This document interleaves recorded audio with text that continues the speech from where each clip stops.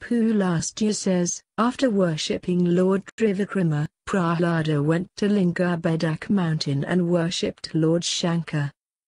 He also visited many more sacred places like Kedatirtha, Bhadrakashrama, Bhadrakana, and Vipasha.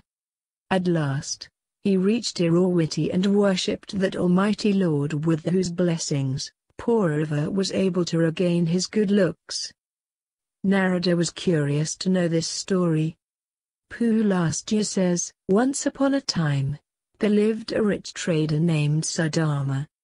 Once, while passing through the Saurashtra desert, he was attacked by bandits and robbed of all his possessions. Dejected, he started wandering in the desert like a lunatic. He saw a shami tree and decided to take rest under its shade.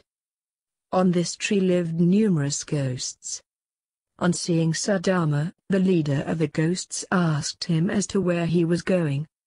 Sudama narrated his woeful tale, which made the ghosts very sad. The leader of the ghosts said, "You must not lose heart. If you are destined to possess wealth, then you would become wealthy once again, but worrying about your lost wealth will only have ill effects on your health and you would become weak." On being instructed by their leader, the ghosts offered food to the hungry Sudama. After satiating his hunger, Sudama asked the leader of the ghosts, "Who are you? How could you provide me such a delicious dish in this deserted forest?" The leader of the ghosts said, "In my previous birth, I was a Brahmin and my name was Somashama.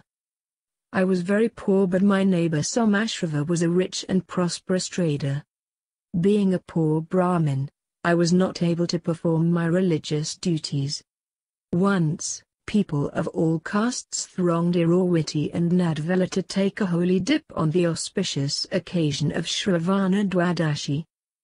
I followed them and after taking my bath, performed all the necessary rituals.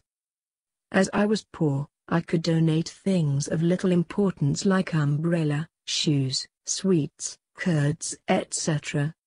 This was the first and the last time I had donated anything in my life. After my death, I became a ghost. My companions also never donated anything in their previous life. The delicious food which you had relished just now was due to the virtue of food items donated in my previous life. This shami tree is due to the virtue of donating umbrella." Somashama was surprised and asked the leader of the ghosts whether he could be of any help to him, to which the leader requested him to offer Pendan at Gaya so that he became liberated from Treta Yuga. Somashama went to Gaya and performed the necessary rituals of Pendan, as a result of which, the ghosts went to Brahma Loka after being liberated. Somashama continued to observe the fast of Shravana Dwadashi every year. One fateful day, he passed away and was reborn in a royal family. After reaching youth age, he became the king of Shakalpuri and indulged in enjoyments and sensual pleasures. After his death, he was born in a Brahmin family. Though ugly, he was well versed in all the scriptures. After a few years, he got married. His wife would make fun of his ugly looks, which annoyed him. He went to Irorwati and worshipped Lord Jagannath with full devotion. Lord Jagannath blessed him and his ugly looks turned into a handsome appearance. He enjoyed a very satisfied married life and after his death was reborn as King Purava. The description of Nakshatra Purusha. Sage Narada asks Pulastya about the austerity named Nakshatra Purusha which King Purava had accomplished to please Lord Vishnu. Pulastya says, all the constellations dwell in different parts of Lord Vishnu's body. The Mula Nakshatra dwells in his feet, Rohini Nakshatra in his thighs, Ashwini in his knees, Purvashada and Uttarashada in his chest, etc. A devotee who worships Lord Vishnu, the possessor of all the constellations methodically and according to the rituals attains liberation. Worshipping Lord Vishnu's different organs helps in attaining good health and a disease-free life. Being pleased by this austerity, Lord Vishnu bestows radiance and sweet voice to the devotee. Arundhati had achieved great acclamation due to the successful accomplishment of this austerity. Aditya, with the desire of a son, had his wish fulfilled in the form of Ravant, his famous son. The Apsaras Ramba and Menaka had acquired unparalleled beauty and sweet voice respectively after successful accomplishment of this austerity. Similarly, Chandra had attained supreme radiance and Purava regained his kingdom. This way, whoever performed this austerity, his desire was fulfilled. Prahlada's pilgrimage. Pulastya says, Prahlada went to the sacred place called Rishikanya and took a holy dip in the Aravati river. After that, he worshipped Lord Janardhan in the temple situated nearby and then proceeded on his journey towards Shukracharya. After reaching there, he worshipped Lord Crudwij and paid a visit Lord Narasimha temple. After taking a holy dip in the river Devaka, he proceeded on towards Gokanatirtha where he took bath in river Prachi and worshipped Lord Vishwakarma. Ultimately, after visiting numerous sacred places, he reached Madhunandini where he worshipped Lord Shiva who had a chakra in his hands and Lord Vishnu possessing a trident. Narada was surprised and asked Pulastya why Lord Shiva and Lord Vishnu had held Sudarshan chakra and trident respectively. Pulastya explained, during ancient times, there was a mighty demon king named Jalodbaf. He had pleased Lord Brahma by his severe penance and was blessed by him to become immortal. After receiving the boon, Jalodbaf became arrogant and started tormenting the deities and the sages. The deities sought the refuge of Lord Vishnu. They accompanied Lord Vishnu to Himalaya mountain to meet Lord Shiva. Lord Vishnu and Lord Shiva exchanged their weapons. Both of them went to kill the demon who on seeing them got scared and hid in a nearby river. Lord Vishnu and Lord Shiva waited eagerly for him on the opposite banks of the river. After some time, Jalodbaf came out of the river thinking that both of them must have departed by now. He climbed up the Himalaya mountain and both the deities chased him. Lord Shiva attacked him with his chakra while Lord Vishnu pierced his trident in his chest. Jalodbaf died and fell down from the Himalaya mountain. After finishing his story, Pulastya says, this was the reason why both Lord Vishnu and Lord Shankar had exchanged their weapons. The spot where Lord Shankar had kept his foot resulted into the manifestation of river Vetasta. Prahlada after worshipping Lord Vishnu and Lord Shiva at Madhunandini went to Bhrigu Tirtha situated on the Himalaya mountain. Tales of Upamanu and Sridharma. Sage Narada was still not satisfied by Pulastya's explanation and asked Pulastya as to what compelled Lord Vishnu to give his chakra to Lord Shiva. Pulastya says, there used to live a learned Brahmin named Vimana. He was well versed in all the Vedas and other scriptures. His wife's name was Atri and Upamanu was his son.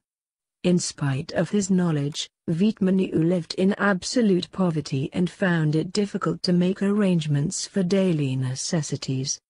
One day, young Upamanu on being hungry started crying. His helpless mother consoled him by saying that if he worshipped Lord Shiva then he would even get nectar and would get liberated from the pangs of hunger forever. Vimana was surprised and asked as to who this Lord Virupaksha was. Atri narrated the following story: during ancient times, there was a demon king named Sridharma. He ruled over the whole earth. Once, he decided to snatch the Srivatsa, Lord Vishnu's dearest ornament, from him. When Lord Vishnu came to know about his intention, he became furious, but since he had no weapon at his disposal he went to take Lord Shiva's help in this regard.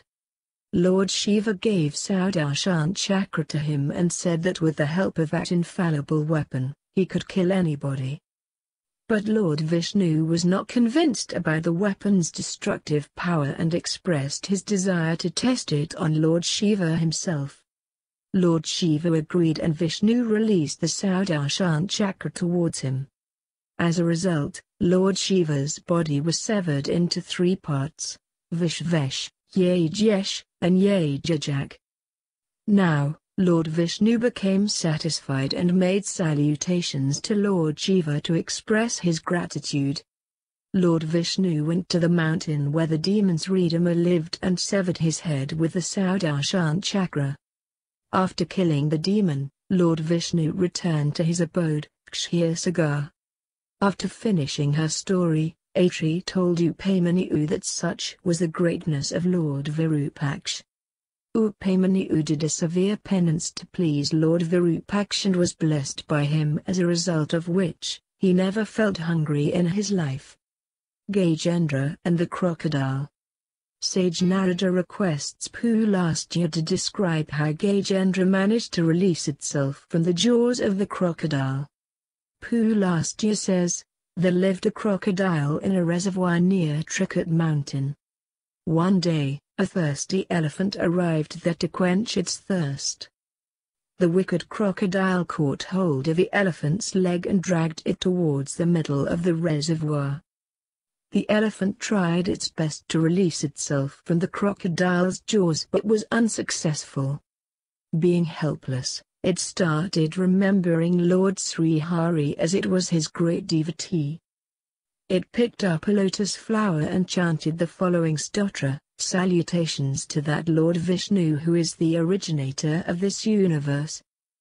Salutations to the omnipresent Lord Vishnu who is revered by the sages. I take the refuge of Lord Vishnu who is also known by the names of Veshvashva, Srihari, and Sanatan Purusha. This way, the elephant eulogized Lord Vishnu with great devotion. Pleased by his devotion, Lord Vishnu killed the wicked crocodile with his Sudarshan Chakra and liberated the elephant. Actually, this crocodile was none other than Gandharva who had attained the form of a crocodile after being cursed by sage devil. He was liberated from the curse and went to heaven. Lord Vishnu touched the elephant and it got transformed into a divine human being. This way, with the blessings of Lord Vishnu, both of them were liberated. The greatness of Saraswat Stotra. Sage Pulastya says, there lived a Kshatriya who kept enmity towards Brahmins. After his death, he was reborn as a demon and spent his life indulging in nefarious activities. Once he saw a hermit doing penance. He wanted to devour him but was unsuccessful in his attempt as the hermit had protected himself by chanting Vishnupanjara Stotra. So, he waited for the hermit for 4 months to come out from his meditative trance. After the completion of his meditation, the hermit was surprised to see a weak and frail demon waiting for him. He asked the demon about his identity, and the purpose for which he was waiting there. The demon told him that although he had come with the intention of devouring him, he was unsuccessful in his attempt as he, hermit, was well protected by Vishnupanjara Stotra. I am very impressed by your spiritual feats and I am desirous of learning the same from you. I have committed many sins in my life, so tell me how to become liberated from them, asked the demon. But the hermit was not convinced and told the demon that he would never preach a demon. He advised the demon to take help of some other Brahmin. The demon went in search of another Brahmin. One day, he saw a Brahmin doing penance and caught hold of him. The Brahmin was frightened and requested the demon, "Wait until I return after giving this fruit to my teacher." But the demon thought that the Brahmin was trying to escape, hence he did not allow the Brahmin to leave. The worried Brahmin went near a burning fire and pleaded for help. Suddenly, Goddess Saraswati manifested herself and told the Brahmins, "Don't be afraid. With my blessings, you would be able to narrate the means for the demon's benediction." After blessing the Brahmin, Goddess Saraswati disappeared. The Brahman narrated the Saraswat stotra to the demon. "You must chant the following stotra. Thrice in a day, I make salutations to Lord Hari, who is also known as Krishna, Hrishikesh, Vasudeva, Janardhan, and Jagannath. May he liberate me from my sins.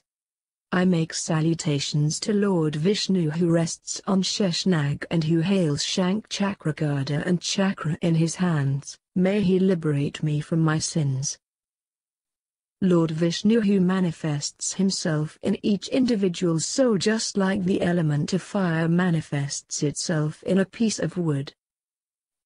May he liberate me from my sins." The Brahmin told the demon that the daily chanting of Saraswat Vishnu stotra would enable him to get liberated from his sins. The demon was pleased, and after releasing the Brahmin went to a place called Shilgram. He engaged himself in severe penance and started chanting the stotra taught by the Brahmin. Ultimately, he was successful in becoming liberated from his sins and went to Vishnu Loka. Bali performs a Swaindayaja. Bali's arrival at Crocodile. Prahlada says, after the departure of Prahlada on his pilgrimage, Bali, desirous of performing a yaja, went to Crocodile. Shukracharya had invited the descendants of sage Bhargava to supervise the proceedings of Ashwamedha, but his decision was not approved by the descendants of some other sages like Atri, Gaudam, Kaushik, and Angira. As a result, all of them left Crocodile. After their departure, Shukracharya started making preparations for the yaja and initiated both Bali and his wife, Vindhyavali, into the rituals. After that, a horse was let loose according to the tradition. The demon Tarkaksh followed that horse. The Ashwamedha yaja continued for 3 months, after which, Aditi gave birth to a child who was dwarfish in size at a time when the sun had just entered the zodiac of Gemini. All the deities and sages including Lord Brahma were extremely pleased by Lord Vamana's birth. They went to Aditi's hermitage and eulogized Lord Vamana. Lord Vamana became pleased by their eulogy and requested Lord Brahma to help perform his consecrations. On being instructed by Lord Brahma, sage Bharadwaj performed Vamana's Jatkama and Yajapavit. After that, sage Bharadwaj taught him Vedhas and other scriptures, which was mastered by Vamana in less than 1 month. After finishing his studies, Lord Vamana sought his guru's permission to go to Crocodile. Sage Bharadwaj expressed his inability by saying, "How can a mortal like me give permission to the Supreme Lord? If you want to go to Crocodile, then how can I stop you from going there? I have some queries regarding your various abodes, and would you be gracious enough to enlighten me on that?" Lord Vamana said, "The whole universe, including the sky, earth, ocean, mountains, clouds, are pervaded by my existence. All the deities, sages, living and non-living things have manifested from me. When I took my first incarnation of Matsya, I had my abode in the holy waters of Manasrovar. As my second incarnation of Tortoise, I had my abode in the holy waters of Kaushiki River. I had my abode at Hastinapur when I took my incarnation as Govind. As Naran, I had my abode at Bhadrakashrama. As Jayesh, I had my abode at Bhadrakhana." This way, Lord Vamana described about his different abodes in great detail. Arrival of Lord Vamana at Crocodile. Prahlada says, after satisfying Bharadwaj's curiosity about his different abodes, Lord Vamana left for Crocodile, where Bali was busy performing his yaja. As soon as Lord Vamana reached Crocodile, The whole earth started shaking violently and high tides rose in the ocean. Being frightened of Lord Vishnu, Agni did not accept the offerings made by Bali. Bali was very surprised by all these sudden developments. He asked Shukracharya about the reason for all these strange happenings. Shukracharya replied, "O king of the demons, definitely, all these strange happenings signifies the arrival of Lord Vasudha." Bali then asked Shukracharya as to what was the most appropriate way of honoring his eminent guest. "What donations should I make to him so that he is pleased and satisfied?" asked Bali. Shukracharya warned him by saying, "Forget about donating anything, otherwise you will get into serious trouble." Bali told him that he would not disgrace himself by refusing to meet the demands made by Vasudha. The way a man behaves in his speech, action and thoughts is the result of his past karmas. Are you not aware of the incident related with Koshkar which happened at Malay Mountain? Koshkar was the son of sage Mughal. He was famous for his austerities and his wife too was very virtuous. In course of time, a son was born to them, but alas, he was blind and deaf. Koshkar's wife abandoned that child in front of her house. Incidentally, an ogress named Sawapakshi happened to arrive there and after seeing the abandoned child, exchanged him with her own child. She carried Koshkar's child to Shalada mountain with the intention of devouring him.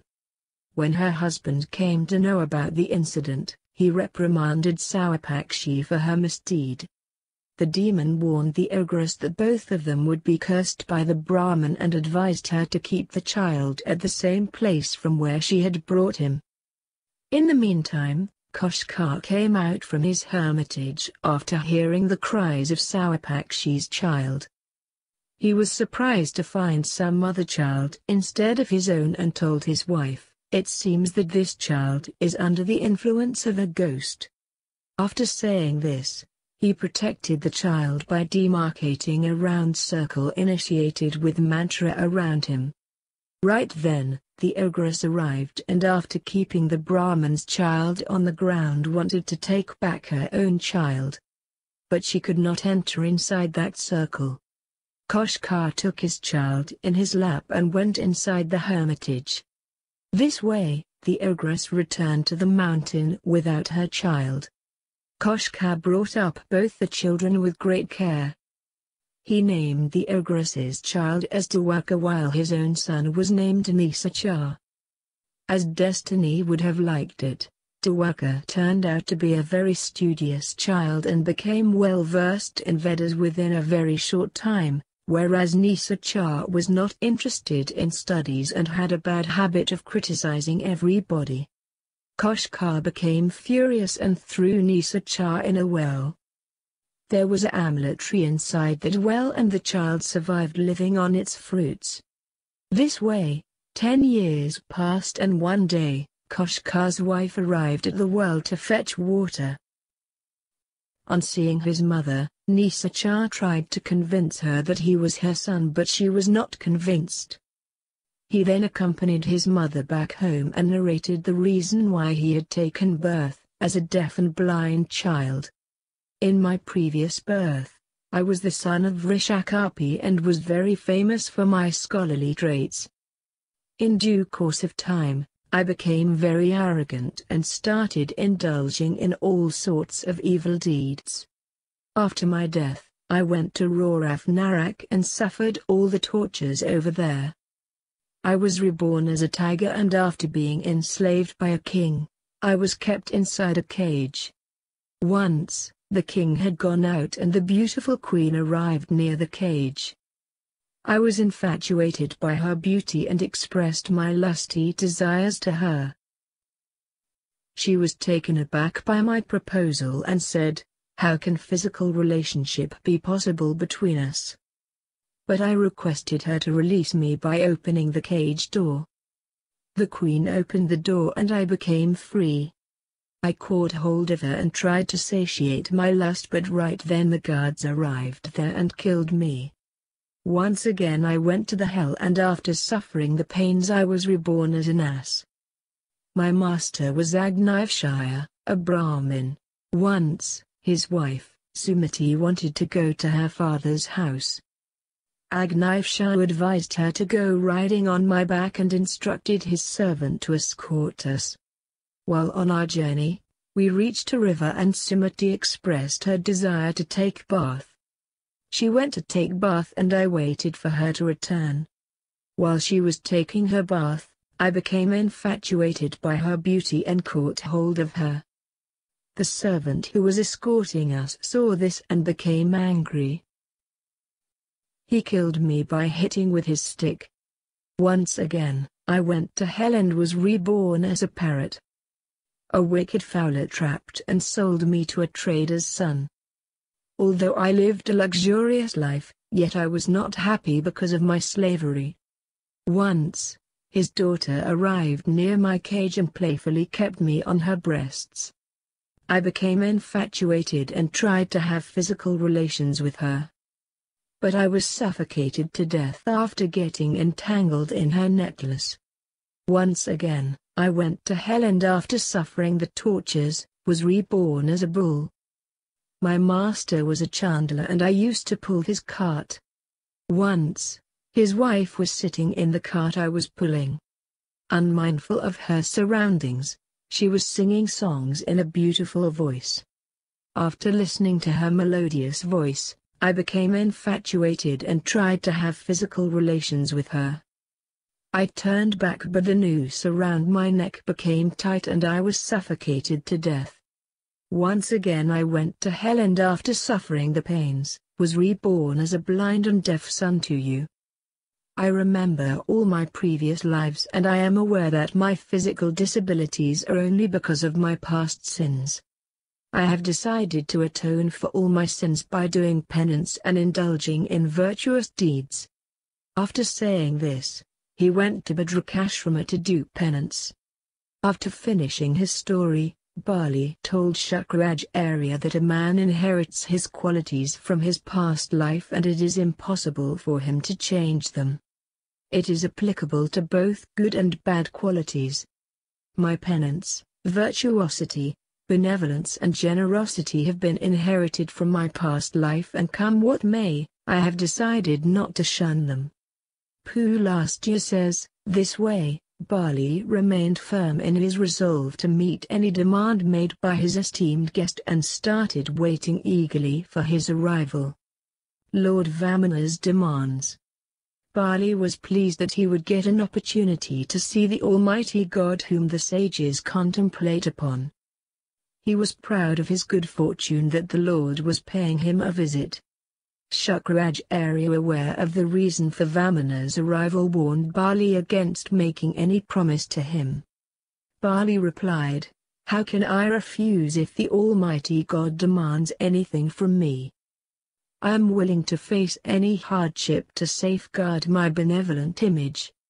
I don't mind if the deities get benefited by my actions. Even if the Lord is coming with the intention of killing me, I am not scared, as that is how I will attain salvation. Come what may, I am not going to abandon my charitable nature." As the conversation between Shukracharya and BALI continued, suddenly, Lord Vamana arrived at the site. Vamana's radiance subdued the power of all demons present there. Lord Vamana, being impressed by the grandeur of BALI's yajna, complimented him for organizing such a magnificent yajna. BALI eulogized and worshipped his esteemed guest. He requested Vamana to reveal the reason of his arrival and promised that his wishes would be fulfilled. Lord Vamana smiled and told him that he needed a small piece of land measured by 3 steps for the performance of yajna. BALI was surprised by this demand and requested him to ask for more land, but Lord Vamana told him that he needed only that much land. BALI agreed and took a vow to donate a piece of land measured by 3 steps. Hardly had BALI taken his vow, when suddenly Lord Vamana expanded his size. His first step covered the whole earth. By his 2 successive steps, he covered the 2 worlds. This way, BALI was forced to donate all the 3 worlds according to his vow. Lord Vishnu then made Andra, the king of all the 3 worlds, and sent BALI to the netherworld named Sutal. He blessed BALI by saying, "You would enjoy a long life till the end of this present kalpa. You would hold the post of Indra till the arrival of Savani Manavanta. As long as you remain supportive of the Brahmins and the deities, you would enjoy all the pleasures of life. But if you go against their wishes, then you would be fastened by Varana's noose." After saying this, Lord Vishnu disappeared. Lord Brahma worships Lord Vamana. Narada asked sage Prahlada as to where did Lord Vamana go after disappearing from the ablation site. Prahlada replied, "Lord Vamana went to Brahma Loka mounted on his Garuda." On seeing him, Lord Brahma gave a warm reception and after worshipping him asked about the reason for his sudden arrival. Lord Vamana told him that he had sent BALI to Sutaloka for the welfare of the deities, so that they could get their share of the yajna.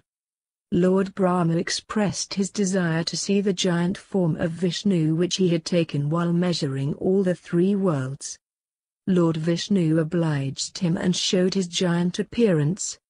Lord Brahma was impressed and eulogized him.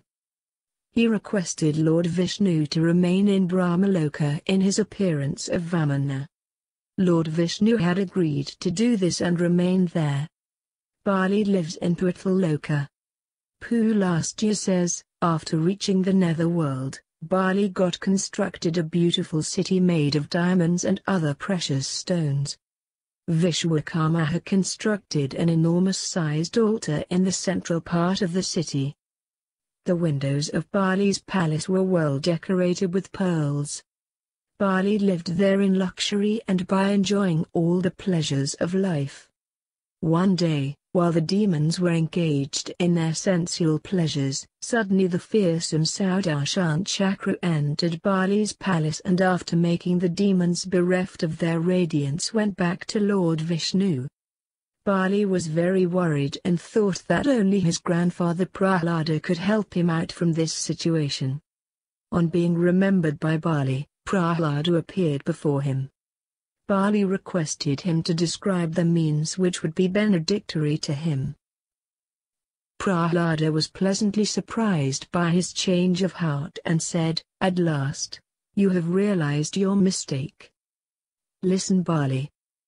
A man who takes refuge in Lord Vishnu and surrenders himself to his will becomes liberated from all the miseries and sorrows of life. A man who has accepted Lord Vishnu as his master need not fear from anything, not even death.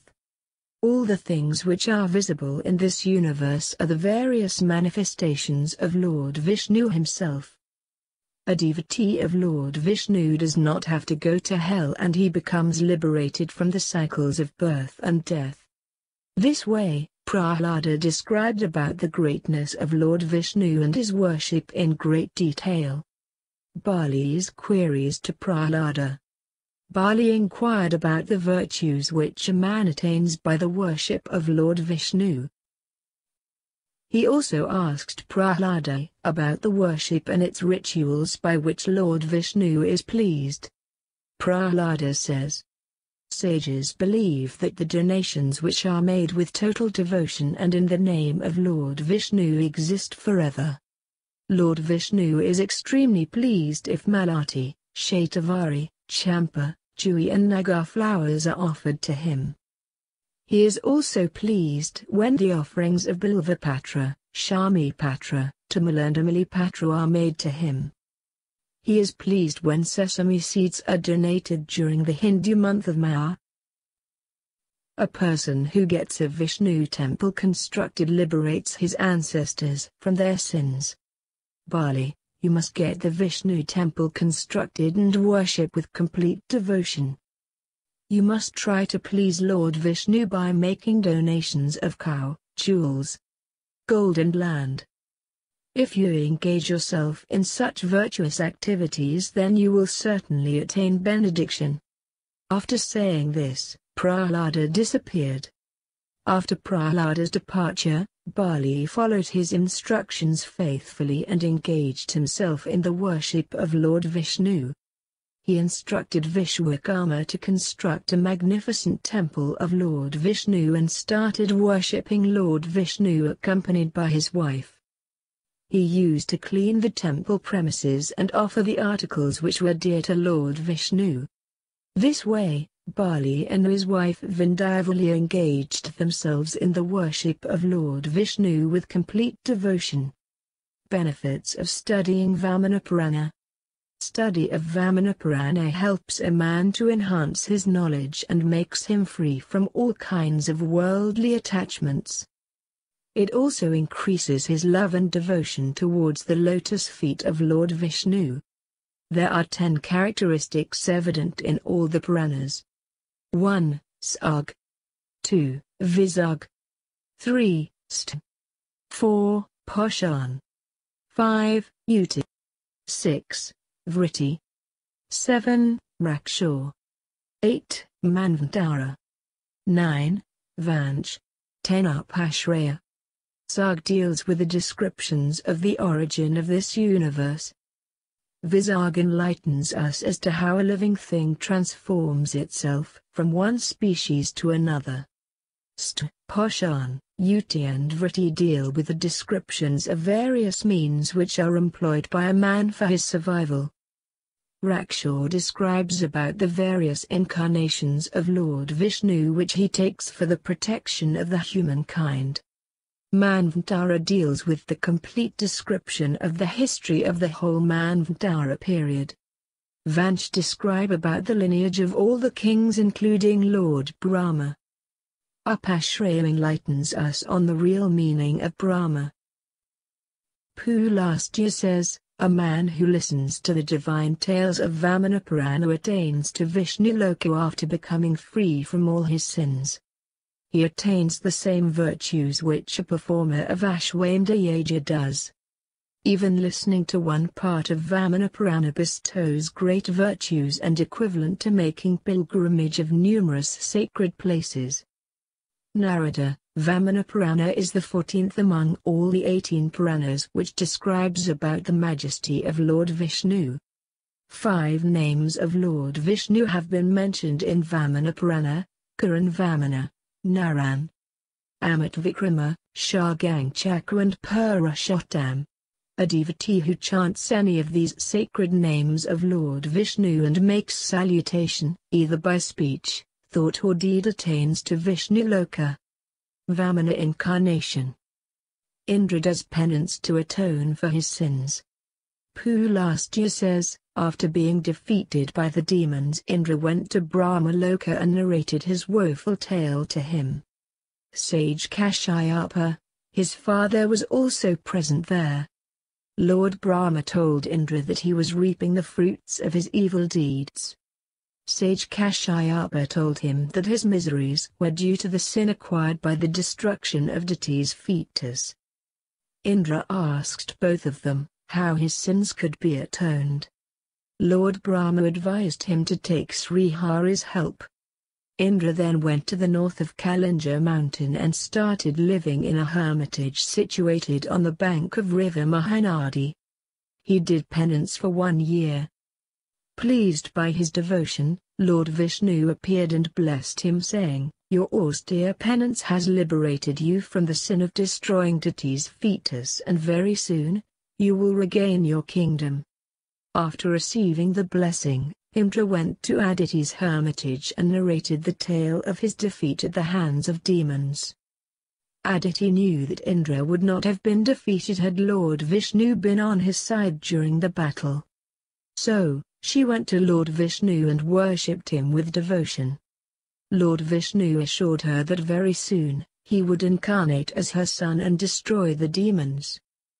Having said this, a part of Lord Vishnu's effulgence entered into Aditi's womb. Bali abuses Lord Vishnu. After Lord Vishnu had established himself inside Aditi's womb, the demons became devoid of their radiance. Bali was surprised by this sudden development and asked Prahlada about it. Prahlada went into deep meditation and saw Lord Vishnu manifesting in Aditi's womb.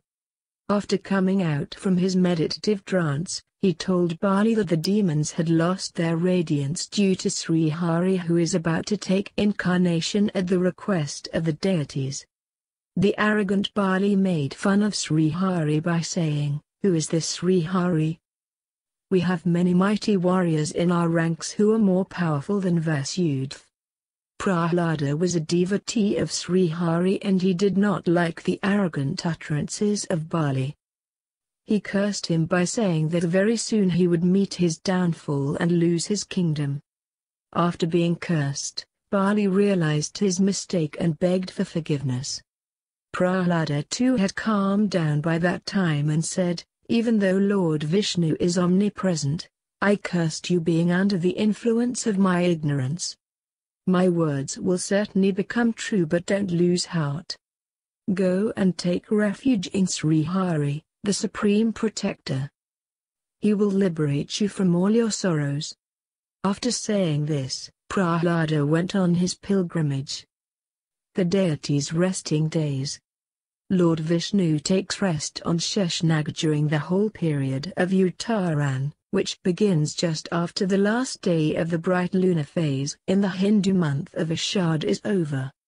After he goes to sleep, all the deities, Gandharva, Devmatu etc. follow suit. Narada requested sage Pulastya to shed light on the days when the deities take rest. Sage Pulastya replied, "A devotee should consider the 11th day of the Hindu month of Ashad Shukla Pakshor, when the sun enters the zodiac of Gemini, as the day when Lord Vishnu goes to rest. A devotee should make a replica of Sheshnag and after worshipping the idol of Lord Vishnu, lay him down to rest on the 12th day. Kamadv is said to take rest on the 13th day on his bed made of kadam flowers. The Yakshaganas take rest on the 14th day of the Hindu month of Ashad Shukla Pakshor.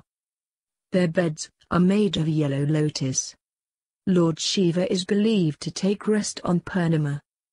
His bed is made of tiger skin.